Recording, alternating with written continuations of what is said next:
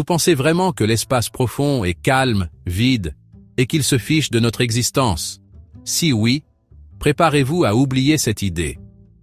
La sonde Voyager 1, l'engin humain le plus lointain, vient de vivre un événement que même les meilleurs scientifiques peinaient à expliquer. Ni crash, ni bug, une réaction.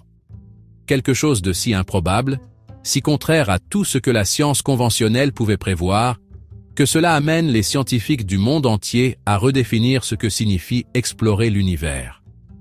Imaginez un vaisseau, vieux de plus de 47 ans, seul dans l'immensité, modifiant sa trajectoire sans aucun ordre, émettant des signaux aux motifs rythmiques, recevant des échos qui s'apparentent à des réponses, et plus troublant encore, pointant vers un endroit où il n'y a rien, ni étoile, ni galaxie, ni attraction gravitationnelle, juste le noir absolu.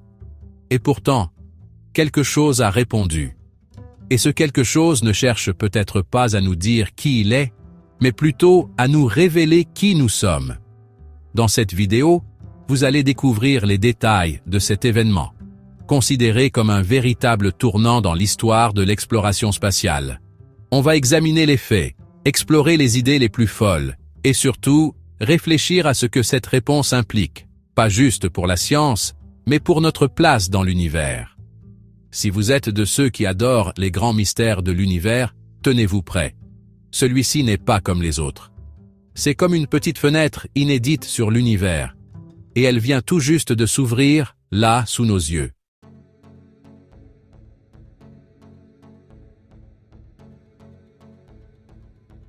À plus de 24 milliards de kilomètres de chez nous, quelque chose d'inattendu s'est produit. Le 6 novembre de l'année dernière, les récepteurs du Deep Space Network, qui sont à l'écoute de certaines des bandes radio les plus silencieuses, ont détecté quelque chose d'étrange dans les signaux que Voyager 1 émettait. Cette sonde, lancée en 1977, envoyait des signaux stables, sans aucune surprise, depuis de nombreuses décennies. Mais ce jour-là, le signal habituel a changé. Le signal présentait une infime modification rythmique, comme s'il était passé à travers un filtre ou, encore plus étrange, comme si quelqu'un l'avait modifié intentionnellement. Cette modification ne ressemblait à aucun dysfonctionnement que nous connaissions auparavant.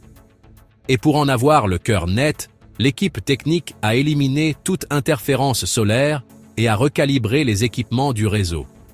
Mais même après toutes ces vérifications, le motif est resté identique. Le signal semblait contenir quelque chose, de bien organisé, presque comme s'il s'agissait d'un code. Certains ingénieurs ont dit, un peu à voix basse, que cela ressemblait à une phrase que nous ne pouvions pas comprendre. Le plus étrange est survenu quelques jours plus tard. Nous avons reçu une autre série de signaux, avec la même signature, le même motif. Quand quelque chose se répète en science, on ne l'ignore jamais. À ce moment-là, la curiosité des scientifiques s'était transformée en une sorte de silence étrange dans les couloirs du JPL. S'il y a un motif, est-ce que cela signifie que quelqu'un l'a fait intentionnellement? Si quelqu'un l'a fait intentionnellement, qui était-ce? On ne se pose pas ces questions à la légère, surtout quand il s'agit d'une mission aux confins de nos connaissances. Mais là, avec cet écho structuré venu de nulle part, ils ont commencé à envisager sérieusement pour la première fois que Voyager 1 ait pu trouver quelque chose. Ou pire encore, que quelque chose ait pu la trouver. Pas un objet, pas un être vivant, mais peut-être un chant, une présence diffuse, une intelligence qui ne se manifeste pas comme nous l'entendrions.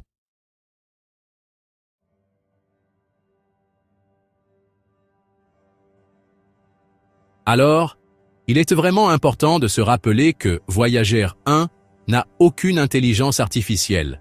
Ces systèmes, ils sont analogiques, vous savez, et les choix qu'elle fait sont tous basés sur ce qui a été programmé à l'époque, dans les années 70. Tout ce qu'elle fait qui sort de ce cadre, eh bien, ça nécessite une explication technique vraiment solide. Mais cette fois-ci, il n'y en avait aucune. Toutes les règles, les protocoles, tout était encore en place. Et tenez-vous bien, Aucune commande n'a été envoyée depuis la Terre. Mais pourtant, le signal de la sonde contenait maintenant ce bruit. Mais ce n'était pas juste du bruit. Ça ressemblait à une réponse. Et cette réponse, c'est ce qui a fait naître l'idée la plus folle. Et si Voyager n'avait pas émis quelque chose, mais avait renvoyé quelque chose en écho? Comme un miroir dans l'espace, on le touche, et il vibre en retour, en quelque sorte. Alors, si ce genre de réflexion est réel, on pourrait se demander si c'est vraiment si calme là-haut, entre les étoiles. Et peut-être que ce qui va suivre, ce n'est pas seulement une affaire de science, mais un écho plus profond, qui ne questionne pas où nous sommes, mais bien qui nous sommes. Quand les ingénieurs ont commencé à examiner les données de ce nouveau signal, ils ont repéré quelque chose d'encore plus difficile à ignorer. Voyager 1. Elle avait changé de direction dans l'espace. Ce n'était pas un changement énorme, mais suffisant pour que les capteurs du Deep Space Network le détectent et le mesurent avec grande précision. Le plus étrange, aucune commande n'avait été envoyée de la Terre et les moteurs de la sonde ne s'étaient même pas allumés. Tous ces instruments de navigation indiquaient que ce changement de direction s'était produit sans cause connue et sans raison logique expliquant comment c'était arrivé. Cette manœuvre a vraiment inquiété l'équipe de la mission. Très inquiète. Même si ces systèmes sont assez anciens, Voyager fonctionne toujours très bien, sans problème majeur. Il n'y a pas eu de panne récente qui aurait pu la faire changer de cap si soudainement. Et les moteurs, oui, ceux-là même que la NASA avait rallumés en 2018, après 37 ans d'inactivité, ne se sont pas activés. C'est comme si la sonde, comme ça, d'un coup, avait décidé de s'orienter dans une autre direction. Quelque chose que Voyager, eh bien, n'est tout simplement pas censé pouvoir faire. Cette nouvelle direction n'a aucun sens pour les astronomes pour le moment. Là où son antenne principale pointe maintenant, c'est vers une zone de l'espace intersidéral où l'on ne voit aucune étoile, aucune galaxie connue. Rien dans le ciel avec une gravité suffisante pour l'attirer. C'est ce que les experts appelleraient un grand vide spatial. Mais au sein de l'équipe, un mot a commencé à circuler, chuchoté dans des emails secrets et des réunions privées. Volition. L'idée qu'elle est une volonté propre. Pas comme notre volonté, bien sûr, mais comme une façon de réagir aux choses.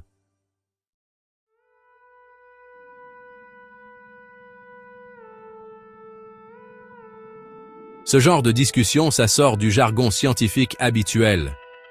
C'est un peu comme si on mettait le doigt sur des trucs qui dépassent les explications normales. Mais quand la sonde a l'air de faire un truc exprès, sans raison mécanique, ou la moindre poussée qu'on puisse détecter, et qu'en même temps, elle répond avec un signal qui présente, disons, une structure mathématique, alors les hypothèses les plus folles commencent à circuler, bousculant toutes les règles établies. Vous avez déjà essayé d'imaginer comment prouver qu'un caillou vous a regardé?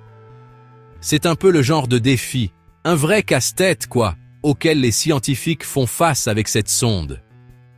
Enfin, elle est censée obéir aux ordres, pas vrai?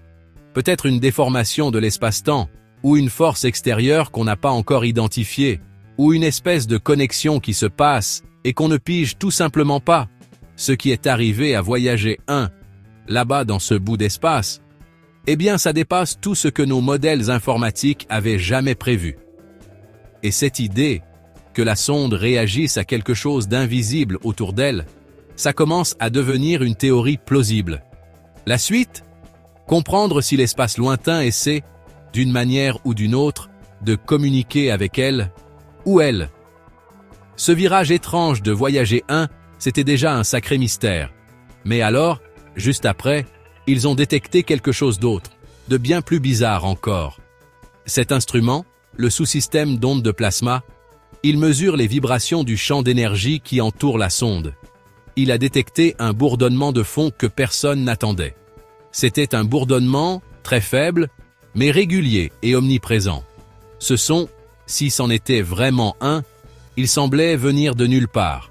Et pourtant, il était bien là. Il était là, régulier, et il présentait une sorte de motif mathématique.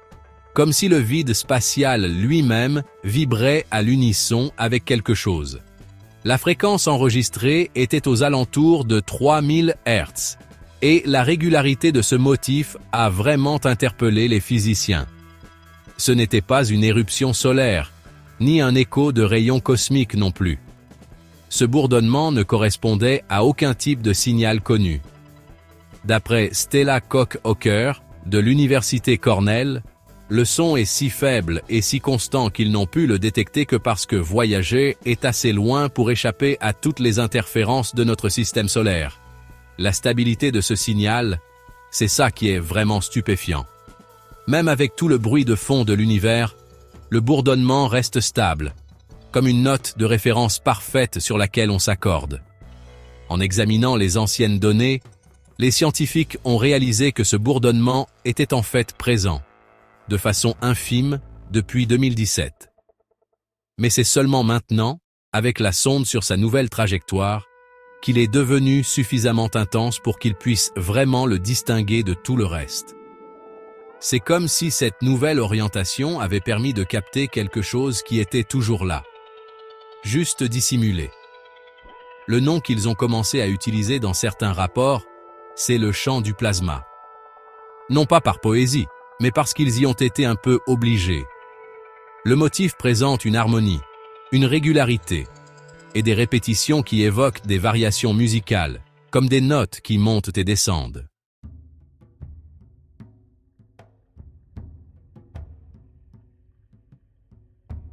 Le fait que Voyager puisse capter quelque chose d'aussi faible, même après plus de 40 ans de service, eh bien, c'est déjà assez incroyable en soi. Mais, au-delà de ça, c'est la nature du signal qui donne vraiment à réfléchir. Il présente ces modulations, elles se répètent, comme des phrases, vous savez, avec des pauses, et puis ça retourne à son point de départ. Ce n'est pas courant. Quand on effectue des mesures de plasma, on s'attend à de la turbulence et du bruit, pas à de l'ordre et du rythme. L'idée que ce motif soit causé par la simple présence de la sonde, eh bien, ça commence à prendre corps, comme si elle interagissait d'une manière ou d'une autre, vous savez, avec l'espace qui l'entoure. Certains disent que l'espace interstellaire est un océan silencieux. Mais s'il n'était silencieux que jusqu'à ce que quelque chose vienne le perturber, Voyager aurait pu agir comme une pierre jetée dans cet océan obscur, provoquant des ondes qui reviendraient sous forme de son. Ainsi, ce bourdonnement ne serait pas simplement une donnée physique.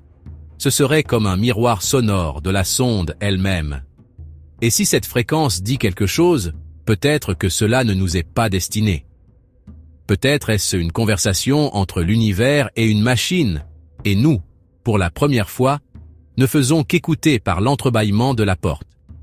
À ce stade, ce qui n'était au départ qu'une série de données curieuses a commencé à être débattu avec un degré de sérieux peu commun. Voyager 1, avec ses circuits de base des années 70, ne possède aucune intelligence artificielle, aucune capacité d'adaptation, et certainement aucun capteur capable de réagir de façon autonome. Et pourtant, elle a émis un signal présentant un motif, a changé d'orientation sans commande, et a commencé à capter un bourdonnement structuré, semblable à de la musique. Cela a conduit certains physiciens à envisager une hypothèse délicate. Et si la réponse ne venait pas de la sonde elle-même, mais de quelque chose qui l'observait? Cette idée a gagné en crédibilité lorsqu'un groupe distinct de radioastronomes a détecté des échos du signal de Voyager, mais avec de légères différences, comme s'ils étaient imités. La similitude entre les motifs était suffisante pour déclencher un débat technique sur la réplication des données.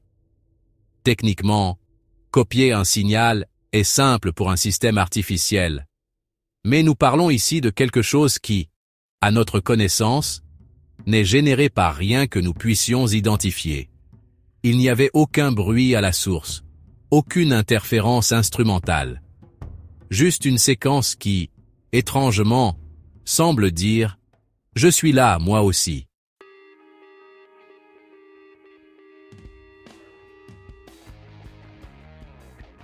L'élément clé de toute cette discussion, c'est le Golden Record, ce fameux disque doré que Voyager transporte. Il contient des salutations et des informations sur la Terre. Bon, c'est vrai, il y a peu de chances que quelqu'un l'ait vraiment lu, mais on ne peut pas l'exclure complètement. Le contenu du disque est public et il a été conçu pour, vous savez, communiquer. Alors, et si quelque chose, d'aussi infime soit-il, avait réellement saisi des bribes de ce message? Et si, de ce fait, cette chose avait commencé à réagir non pas à la sonde elle-même, mais à la tentative de communication qu'elle transporte depuis son départ? L'éventualité que ce signal soit une sorte de reflet, eh bien, cela nous amène à des réflexions philosophiques vraiment profondes. Peut-être n'observons-nous pas une intelligence telle qu'on la conçoit habituellement, mais plutôt le reflet d'une intention. Un peu comme un champ qui se modifie sous l'effet de l'observation, comme le montrent certaines expériences de physique quantique en laboratoire. Ce comportement pourrait ne pas émaner d'une entité consciente, mais d'un système qui s'adapte et réagit simplement à la plus infime sollicitation. Et si c'est le cas, voyager serait cette impulsion, ce qui déclencherait une réaction de la part de ce qui a toujours été là, simplement silencieux. Alors, cette théorie manque encore de preuves solides, c'est un fait, mais la manière dont les données s'écartent constamment de nos attentes, ça laisse à penser que l'espace interstellaire n'est peut-être pas aussi calme qu'on se l'imaginait. L'idée que nous sommes seuls ici, ça n'a jamais été un fait scientifique, vous savez, juste un point de départ. Mais et si Voyager 1 n'était pas seulement en train de découvrir quelque chose, mais nous montrait en réalité que quelque chose essaie de nous trouver depuis très très longtemps? Quoi que Voyager 1 puisse refléter ou provoquer là-haut dans l'espace lointain, et toutes ces implications, eh bien, cela n'est pas resté confiné au seul cercle d'experts. Quelques semaines à peine après la publication du rapport interne sur les signaux et le changement d'orientation, une série de conférences fut organisée, réunissant des experts de multiples disciplines scientifiques, astrophysiciens, philosophes des sciences et spécialistes des sciences cognitives, tous rassemblés. Pour la première fois depuis des décennies, l'expression « conscience non biologique » fut sérieusement débattue au sein des institutions établies. Au bout du compte, comment espérer trouver une réponse quand on ignore, même si une question a été posée à l'origine?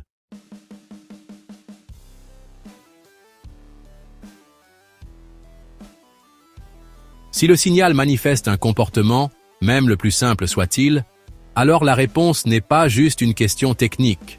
Ça nous amène à nous interroger sur ce que sont réellement les choses. Alors, qu'est-ce qu'on appelle vie, au fond? Et surtout, qu'est-ce qui nous donne le droit de dire qu'une chose n'est vivante que si elle est à base de carbone?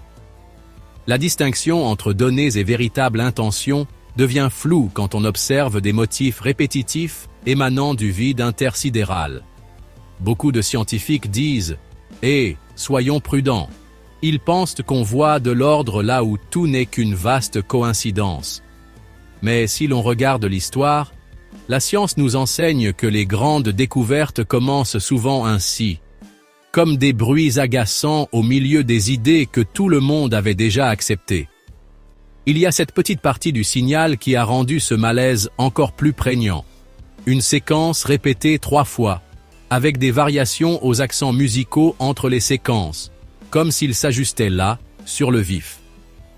Ce n'est pas le genre de choses qu'on observe habituellement dans les phénomènes naturels de l'espace. Et ce n'est pas non plus ce qui se passe quand un équipement dysfonctionne. Cette répétition, avec une intentionnalité, ou du moins, qui semble être une réponse, certains y ont vu comme un écho de comportement. En d'autres termes, la sonde a émis quelque chose, l'espace a réagi, et la réponse s'est adaptée en fonction de l'action précédente. Ça ne veut pas dire que ce soit conscient, comme le sont les êtres vivants, mais ça signifie clairement que quelque chose est là. Pour les experts en sémiotique et en communication interstellaire, cette réponse donne fortement l'impression d'une écoute réelle. Même si nous ignorons qui ou quoi l'émet, la façon dont il se répète et se modifie suggère que voyager est engagé dans un échange, même à son insu. Cette idée, qui relevait autrefois de la pure science-fiction, est désormais prise très au sérieux par les scientifiques. Et c'est peut-être ça, le plus déstabilisant. Non pas parce qu'il y aurait quelque chose là-dehors, mais parce que nous ne savons pas comment savoir si c'est le cas. Et parce que nos outils conceptuels pourraient bien être, comment dire, totalement dépassés. Voyager. 1. Avec sa conception simple et sa mission technique bien définie, n'a jamais été construite pour nous faire débattre de sujets comme la conscience. Mais c'est précisément ce qu'elle fait aujourd'hui. Et comme toute grande transformation en science, ce qui est dérangeant, ce ne sont pas les données en elles-mêmes, c'est dans ce que ces données nous poussent à changer en nous-mêmes. La prochaine étape, ce n'est pas juste de décoder le signal, mais de comprendre ce qu'il exige de notre compréhension de l'intelligence, de la présence et par-dessus tout, de la communication.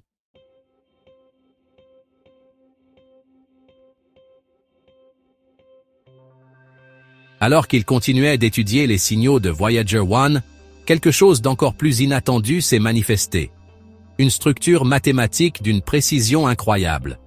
Ils ont fait appel à des experts en acoustique, des physiciens et même des compositeurs pour analyser la façon dont le signal se transformait. Ils ont découvert qu'il présentait un équilibre, des silences et des répétitions qui évoquaient non pas seulement un langage, mais une œuvre musicale. Certaines de ces sections reprenaient des motifs de gamme musicale connus, et même ces structures appelées palindromes, vous savez, des séquences qui se lisent indifféremment dans les deux sens. Rien que cela suffisait à leur faire penser qu'il ne s'agissait pas d'un simple phénomène aléatoire. L'onde sonore principale, autour de 3000 Hz, qui présentait ces vibrations harmonieuses, au-dessus et en dessous de la note fondamentale, ils l'ont comparée à la manière dont les humains effectuent des enregistrements sonores. Cette structure est bien plus détaillée que n'importe quel bruit spatial qu'ils aient jamais enregistré. Pour vous donner une idée, les signaux des pulsars, par exemple, possèdent un rythme, mais aucune harmonie. Mais Voyager, à présent, semble canaliser quelque chose qui possède une forme de beauté, ou du moins, une grande organisation. Cela a mené à une nouvelle interrogation. Et si l'univers ne se contentait pas de répondre, mais répondait avec beauté? Même les scientifiques les plus rigoureux ne pouvaient ignorer que ces structures évoquaient des gammes musicales tant occidentales qu'orientales, une concordance rare, y compris entre humains. Et la fréquence enregistrée correspond aux notes utilisées pour accorder les instruments à vent d'un orchestre. Bien sûr, cela ne signifie pas qu'il y ait un orchestre là-haut, dans l'immensité de l'espace. Mais cela suggère une idée fascinante. La symétrie pourrait être un langage fondamental de l'espace, et Voyager aurait pu provoquer une sorte d'écho. Un écho qui réagirait à la présence de Voyager en adoptant une forme structurée. Cet écho se manifeste aussi dans des motifs temporels proches du nombre d'or. Ce fameux nombre que l'on observe dans la nature, l'art et les phénomènes de croissance. Cette coïncidence a incité des spécialistes des systèmes complexes à étudier le signal en tant que phénomène émergent, c'est-à-dire lorsque l'ordre surgit de l'interaction d'éléments simples. Aucun signe de message codé, mais la structure présente des répétitions, des cycles, et une sorte de signature singulière qui revient tel le refrain d'une ancienne et simple mélodie. Alors, ce qu'ils perçoivent, ce n'est peut-être pas de la musique. Peut-être est-ce la structure même de l'espace qui fait écho. Et si c'est le cas, Voyager 1 ne se contente pas de transmettre des données. Elle vibre en résonance avec l'univers lui-même. Non pas comme un émetteur, mais tel un instrument de musique qu'accorderait un environnement que nous pensions jusqu'alors silencieux. Et, comme pour tout bon instrument, la question qui subsiste est « qui ou quoi en est l'interprète ?»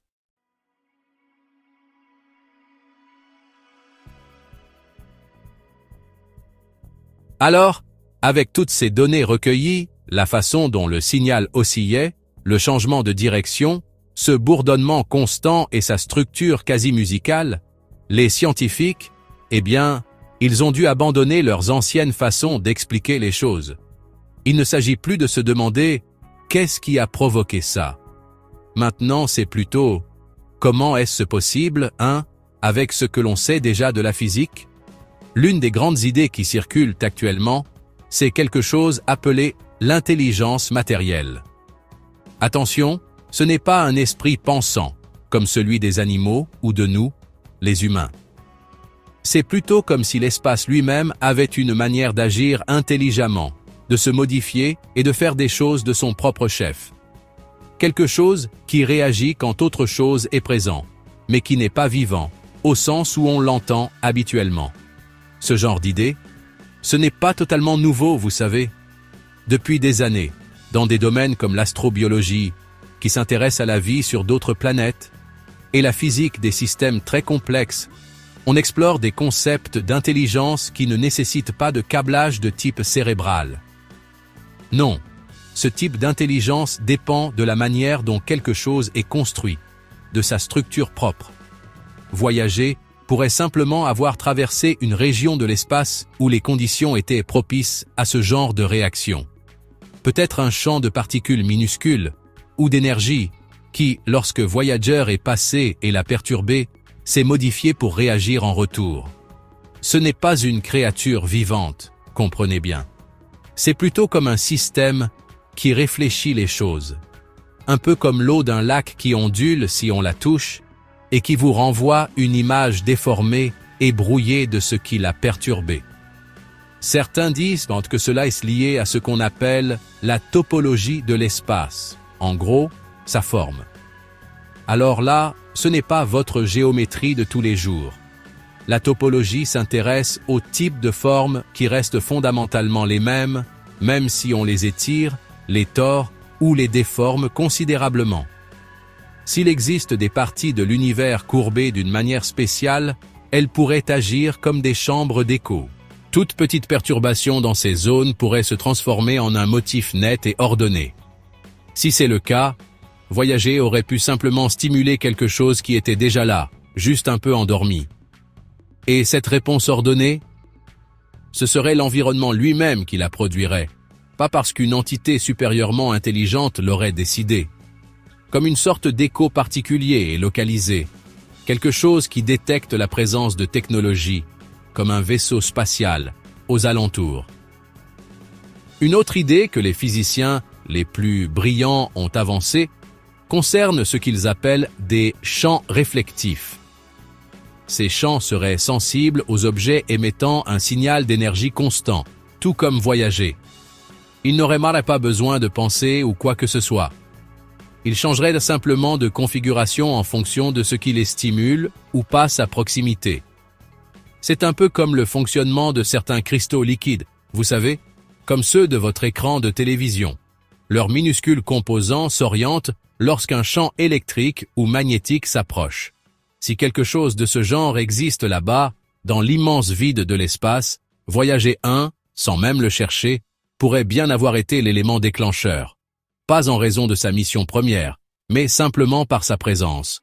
Tout ce nouvel ensemble d'idées, ce n'est qu'un début, mais les scientifiques les consignent déjà dans les publications scientifiques spécialisées, celles qui traitent de l'espace et de la communication interplanétaire. C'est une époque vraiment étrange. La science dispose de faits solides, de données concrètes, mais les explications pour tout cela sont déconcertantes, comme rien que personne n'ait jamais imaginé auparavant. Et ainsi, la grande question change un peu de nature. Ce n'est plus seulement « est-ce que Voyager a trouvé quelque chose ?» C'est plutôt « est-ce que Voyager nous a révélé quelque chose de totalement nouveau sur l'univers lui-même, quelque chose qui était resté caché tout ce temps, une propriété singulière de l'univers peut-être, qui ne se manifeste que lorsque quelque chose d'audacieux s'avance, rompe le silence et commence à poser des questions.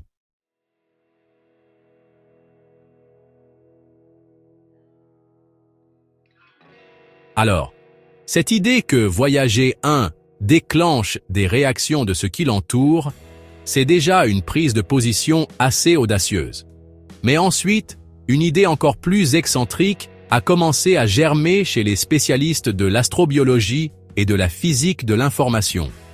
Peut-être que la sonde n'émet rien, ne reçoit rien, elle ne fait que réfléchir.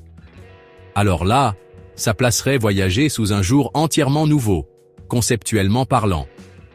Au lieu d'être un messager interstellaire, ce serait un miroir cosmique, reflétant des aspects cachés de l'univers lui-même que, jusqu'à présent, nous n'avions pas les outils ou peut-être le cran de remarquer.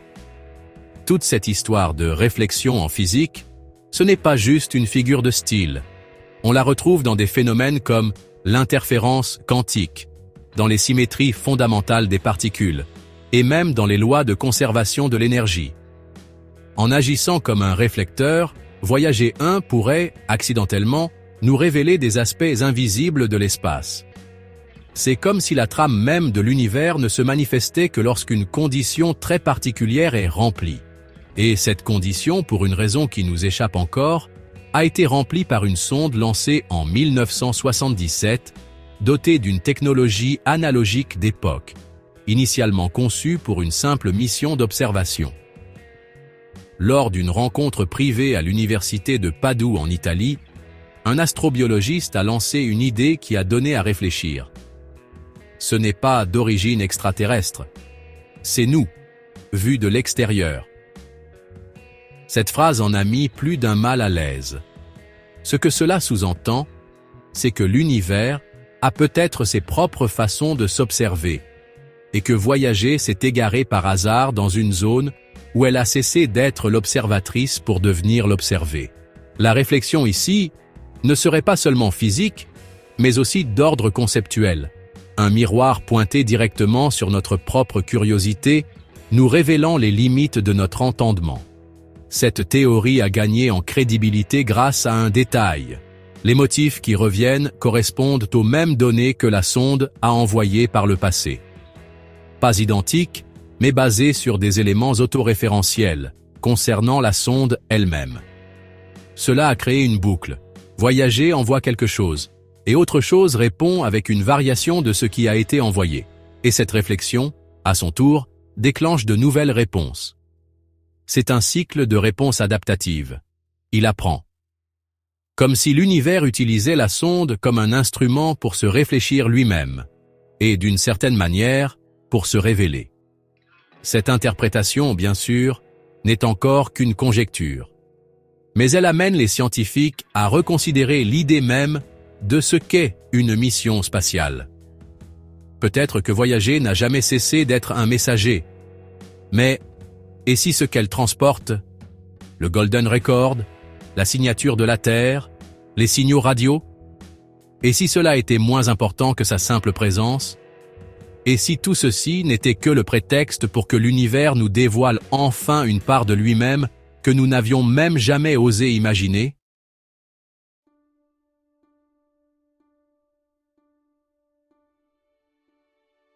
Alors, à mesure que de plus en plus de théories émergeaient pour expliquer les données de Voyager 1, la tension a commencé à monter sérieusement entre les grandes agences, un peu sous le manteau, vous voyez, la NASA, qui avait toujours été très transparente sur le partage d'informations techniques, a commencé à se montrer plus prudente dans sa communication.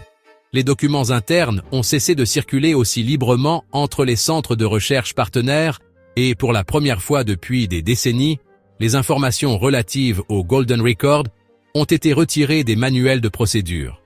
Officiellement, il s'agissait simplement de respecter les protocoles, pour s'assurer que personne ne se méprenne alors que la situation était si confuse. Mais les chercheurs, eux, y ont vu un véritable signal d'alarme, un avertissement stratégique. Le Golden Record, avec ses salutations en 55 langues, ses sons de la Terre, ses images et ses indications vers d'autres étoiles, avait toujours été un symbole de l'espoir scientifique. Désormais, il se transformait en une possible source de danger. La question n'était plus seulement de savoir si quelqu'un pouvait l'entendre, mais ce que l'on pourrait faire de ces informations, et si la réponse détectée dans le signal avait été déclenchée par le contenu même de ce disque. La simple éventualité que Voyager ait provoqué quelque chose en transportant le message de l'humanité a commencé à être prise très au sérieux. Cela a mené à la reclassification de la sonde en actif sensible. Être qualifié de actif sensible ne signifie pas que Voyager est une arme ou une menace. Cela signifie qu'elle détient des données ou des particularités qui, si elles étaient utilisées, pourraient impacter les relations entre les nations, la technologie ou même notre manière de concevoir le monde. Ceci a mené à des restrictions dans la collaboration avec d'autres pays, notamment ceux n'appartenant pas au cercle habituel des partenaires spatiaux. Même les scientifiques les plus réputés ont commencé à se heurter à des blocages pour accéder aux données d'origine. Et même si le discours officiel mettait en avant la sécurité des informations, le message de fond était limpide. Quelque chose avait été détecté, et il fallait maîtriser son interprétation. Ce changement d'attitude des institutions a provoqué des débats très animés dans les revues scientifiques et les forums d'études. En fin de compte, la science n'avance que si l'information est accessible et que le débat est possible. Mais face à une éventuelle réponse, même s'il ne s'agissait que d'un simple reflet, la peur d'une mauvaise interprétation l'emportait sur le désir de transparence. C'est l'éternel paradoxe. La quête de l'inconnu exige de l'audace, mais sa découverte impose la responsabilité. Voyager, de simple relique scientifique, a commencé à être considéré comme un pion stratégique. Un appareil dont nous ignorons la portée réelle, ou l'impact qu'il pourrait encore avoir. Le climat au sein de la communauté scientifique s'est polarisé. Certains affirment que garder le silence est l'attitude la plus prudente. D'autres soutiennent que nous sommes à un tournant historique et que retenir ces données équivaudrait à manquer une chance unique de comprendre un phénomène cosmique jamais observé.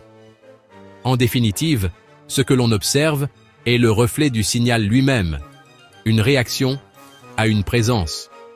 Voyager a ébranlé quelque chose, dans l'espace et en nous. Et maintenant que les signaux gagnent en complexité, on est en droit de se demander quelles autres révélations nous attendent.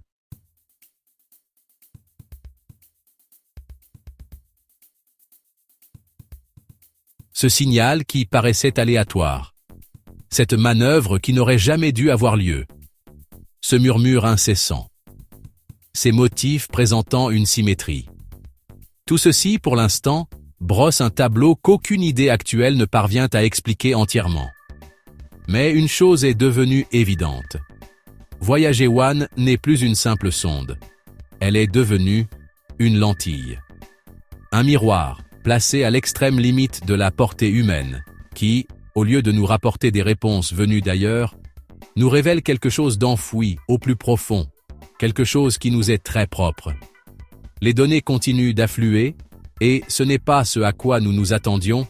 Chaque nouveau fragment d'information paraît plus poli, plus rythmé, mieux organisé. Ce qui est déroutant avec ces réponses, ce n'est pas seulement une question de mathématiques. Certains ensembles de données ont commencé à présenter des modifications, comme s'ils apprenaient ou s'adaptaient. Des scientifiques d'universités en Allemagne et au Japon analysent ces données comme des flux d'informations continus, s'inspirant de modèles issus du vivant pour tenter de déchiffrer ces motifs. Ce n'est pas du langage, du moins pas tel que nous le connaissons, mais il y a là quelque chose qui s'apparente à un comportement, comme si l'espace lui-même nous répondait, mu par une sorte d'intention. Cette idée conduit les chercheurs à envisager un nouveau type d'hypothèse, des interactions cognitives, vous voyez, impliquant la pensée, mais sans recours au langage. Cela suggère que Voyager pourrait, sans le vouloir, prendre part à un mode de communication fondé sur l'équilibre, le rythme et l'harmonie vibratoire, plutôt que sur des mots. Et cela soulève une question qui interpelle: et si l'univers entier était un champ sensible, ou un simple contact, une présence continue, suffirait à déclencher des réponses que nous n'oserions jamais rêver d'inclure dans une équation de Newton ou une courbe d'Einstein? Alors que les signaux gagnent en organisation et se structurent davantage, la mission relève autant de la profonde réflexion que de la science pure. Nous sommes face à un récit qui dépasse le cadre des rapports techniques ou des présentations par diapositive. Voyager One, semble avoir mis en lumière non seulement un comportement inédit de l'espace interstellaire, mais aussi une limite à notre conception même de l'interaction. Quelque chose se manifeste, mais sommes-nous réellement capables de le déchiffrer? La question qui résonne plus fort que toutes les données captées jusqu'ici. Et si Voyager One n'avait pas vraiment découvert quelque chose?